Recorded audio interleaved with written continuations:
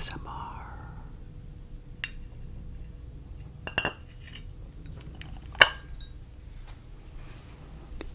Money. Mentor.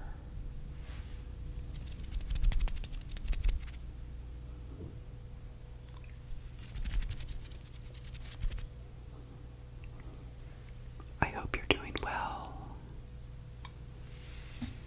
We'll get started in just one moment.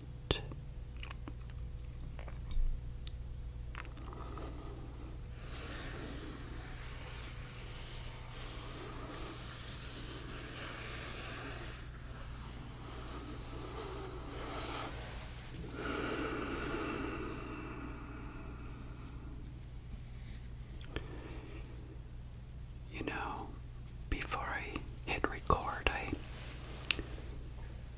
started thinking about something that I wanted to share with you.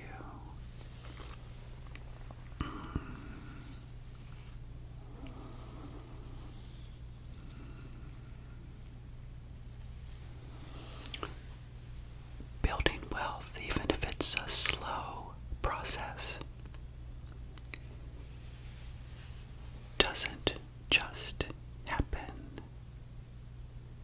For those of you that may believe that that is true, I can assure you that I've done many things in my past in a very slow manner, and it did not generate wealth.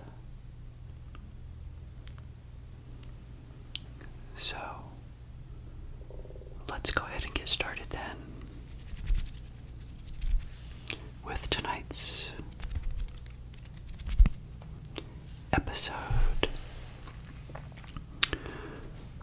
where I would like to talk about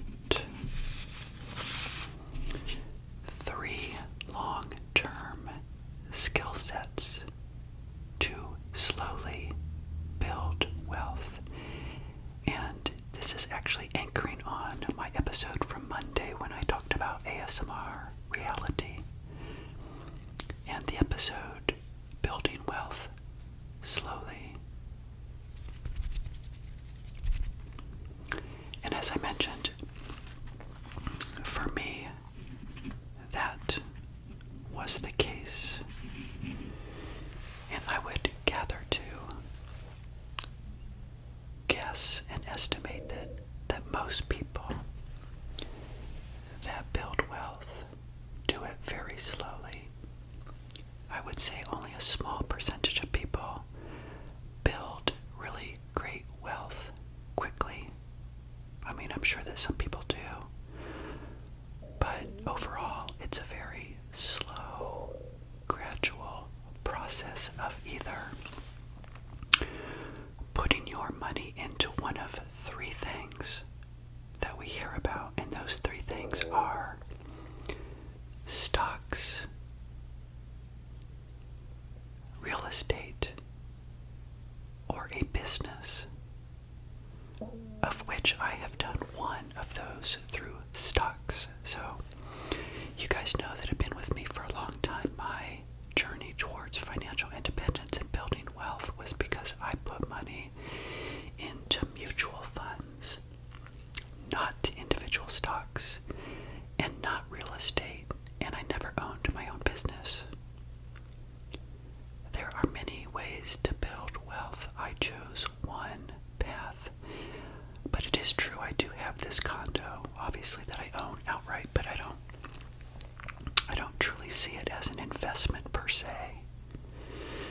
You'll hear a lot of people talk about in the financial independence space that your home, in many cases, at least now, it seems like, should be regarded more as a liability, really. I mean, you do need to live somewhere, right? And if you choose to buy a home, yes, it's an asset, but over time, it may not be. You know, think back to generations past, maybe your parents or your grandparents. In previous generations, I think it was true, where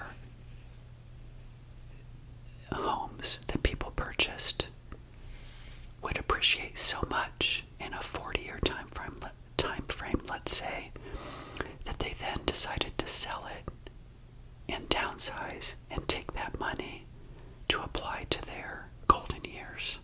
I mean, that did happen for a lot of people. I just don't think that it would be wise to think that the home that you bought is truly going to bring you a comfortable retirement per se. Anyway, just my preliminary thoughts about those 3 ways in which wealth can be built. And as you know, I stuck to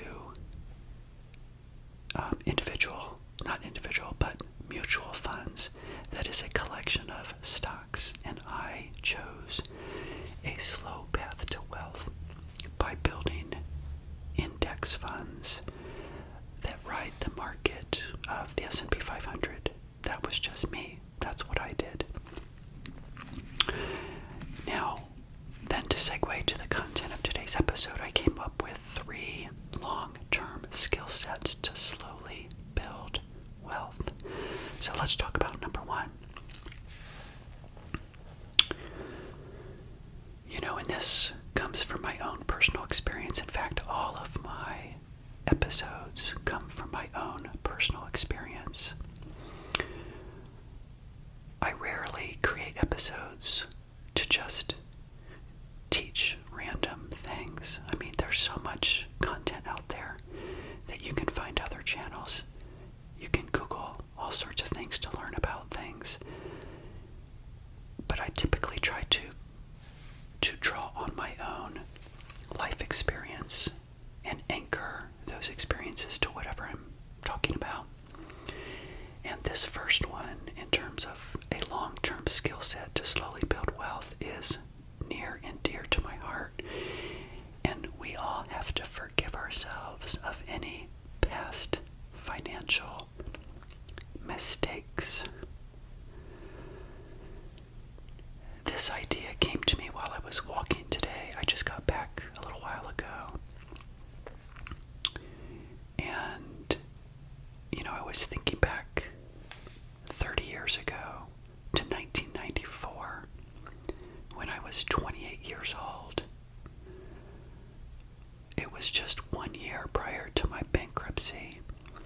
I was spending money. I was not making much money.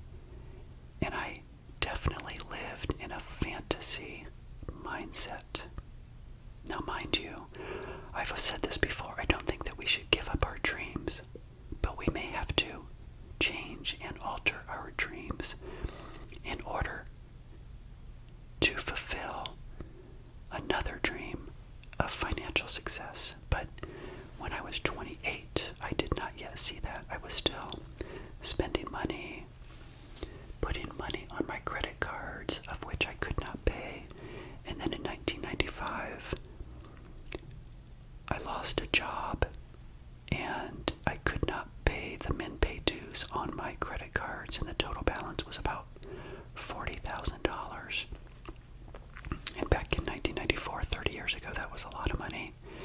It's still a lot of money. And as many of you know, unless you're new to my channel, I had that bankruptcy, and it was a devastating event. Not that we have to go into those details again, but the reason why I'm bringing it up is that it took me many years to forgive myself for that particular mistake. And so for all of you, if you have any type of money issues right now, and if you're thinking that you can't do better in the future, then I'm here to tell you that you can. But you first need to forgive yourself before you can move forward.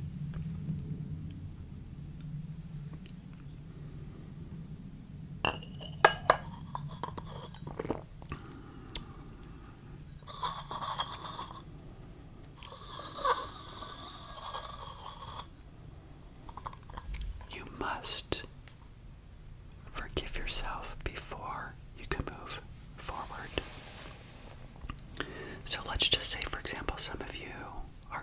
that situation right now. Maybe you are trying to pay off debt. Maybe you are trying to find a good job. Maybe you are just like I was 30 years ago when I was 28 years old. I still remember being in my apartment, living in a fantasy world that a job would come. That a job would come and save me.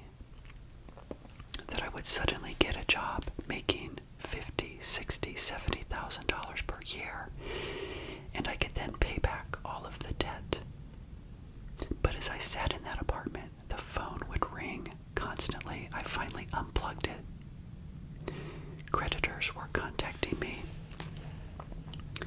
asking for the money that I owed them.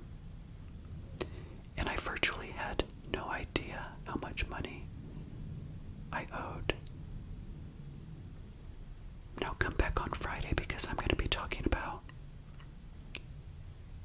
a gold watch that I have. And I'm going to show it to you amongst my other watches that I own because somebody had a comment about my watches. And I want to set the story straight about my watches, including this one that you see. This is a sports watch, as well as the orange watch that I have, the silver watch, and a gold watch, a Gucci that I've never talked about before to anybody really. But I want to share that story with you and tie it to my Show Me the Money episode, which again is coming up this Friday. But again, for all of you that are struggling, forgive yourself of any past money mistakes and try your best to recover and to know that you have it within you to do better. I believe in you, even if you don't. So for those of you, again, that may be struggling, think about young Evan. Think about who I was when I was 28. I was hoping and wishing that something would come along. And in fact, I remember in 1994, I had a small television show on a cable station in the city that I live in because I always tried to find income through television and video. YouTube was not a thing, obviously, in 1994. And so if it was, I would have been doing this. But in 1994, I wanted to work in television. That's what I went to college for. But there were only 3 TV stations in town. There were only a couple video production companies. The competition was immense. And I got to such a low point that I wrote a letter to a real estate magazine saying that I could put their realtors' homes on my television show. And I pretty much begged in that letter, I remember, and I sent it out into the mail. It was a very desperate attempt, I remember, of trying to hold on to a dream that never would come true. And if I invested more time into a dream that would never come true, then I would be just as broke today as I was then. Think about all of the people that may be searching for dreams that perhaps are unrealistic, and they become 25 years old, 30 years old, 35. Suddenly they become 40, and then 45, and then 50, and they're still just getting by. That is not what I wanted, and that was the path I was going towards. So I would encourage all of you to move past any type of dreams that just won't come true, and forgive yourself for that and hold on to those dreams, though. Continue to do things on the side, hobbies, and things that can still give you that creativity, if that's what you're looking for, or whatever it is. But forgive yourself of any past mistakes with money and just move on. So that is number one. Number two, for 3 long-term skill sets to slowly build wealth is related to number one, and actually I've just blended it into number two, and that was that I'm looking at my pieces of paper here. Keep your dreams alive with hobbies, even if no income results from it.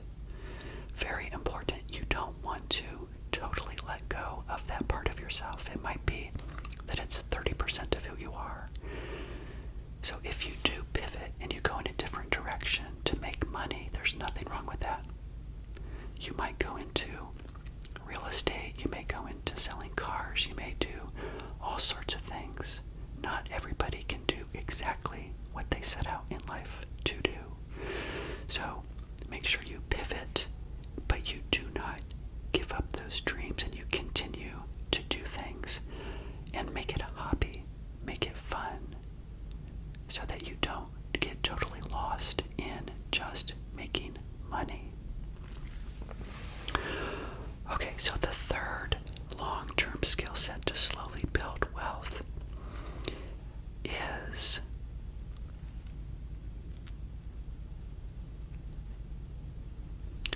related to my Tuesday and Thursday observation episodes, where I was talking through my end-of-year numbers. Observation ASMR, yes, I wanted to ramble. I wanted you guys to see me working through what I do every year, and it takes me a few hours. And in fact, I'm working on my finances at least an hour a day sometimes. Not to say you have to do that all the time, but especially as you get towards the end of the year, that's when you should be thinking to yourself, I need to nail down how well I did or how well I did not do. You've got to position yourself so you're always doing well with money. So, in that very lengthy video you guys saw, I was showing you the thought process of how I evaluate how the year went with money. And you guys can do the same. Just figure out your beginning balance for your savings and investing. If you're new, then start with 0. At the end of 2025, if you saved $5,000, $10,000, whatever it is, if you invested maybe $8,000 or whatever it is, record those balances and then revisit the next year and record those balances, and then look at how much did you put in, and then back into the interest rate that you may have gotten, which, remember, interest rate, the other, that I talk about other a lot, because with finance you have things like dividends that get reinvested into your investments. It's very hard to really figure out how much of it is interest, how much is gains in the market because the market went up, how much of it is the money you put in. Now that's a constant. You will always know the amount of money you put in. So when you start, as you saw me do with the calculator, you start with your beginning balance, the amount you put in 12 months, and then you adjust, you put in the ending balance because you know the ending balance, then you back into the percent. I hope that makes sense. If you know the beginning balance, you know the ending balance, you know what you put in, then put those numbers in the calculator and then play with the interest rate to see what your portfolio did, and it should match what happened with the S&P 500, but you have to remember, most likely you're not in 100% stocks. And I also want to say that it's hard to figure out because you're accruing that as you go. And I'm looking more at beginning and ending balance, but that money accrued in 12 months. And then the cash position as well kind of skews the numbers a little bit, but it gives you an idea. It gives you that aha moment where you say to yourself, wow, I did really well. I had this amount of money in the beginning of the year. I have this amount of money at the end of the year. See, if you don't do that, then you won't really know how well you're progressing along. Many people can say, oh, your portfolio should get about, 6 or 7%, but isn't it nice to know on paper? Some of you may recall, if you've been with me for a long time, in my episodes 1 through 62, where I talk about my past. By the way, you can go look at those in my playlist. Just go to the playlist, click that, and start watching those episodes. There were a couple of years, remember, in my investment journey, 2018 and 2022, where my portfolio lost money. And in those episodes, I explained how that worked. Even though I was putting money into the investments, I still, in many cases, ended with a balance above. Because again, I was putting in $60,000, $70,000 of my own money into those investments, which offset the negative return. So, yeah, in the past, excluding the Great Recession, there were 2 years, if memory serves me correctly. 2018, I think I had a 4.5% loss. In 2022, I had a 15, that's a 1.5% loss. And there were other years that I recall that were flat. 2015, I think I had a 0% return.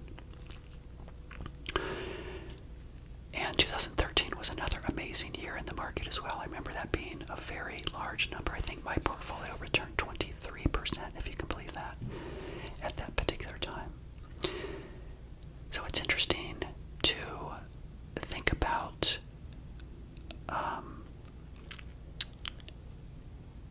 number 3, as I'm kind of rambling through this, that you need to be looking at your money intentionally over the long term. So let me recap the 3 things. Forgive yourself for past mistakes. Number 2, keep your dreams alive. And number 3, always look at your money from the beginning to the end of the year to really analyze. Take that time to analyze what's going on with your money, because guess what?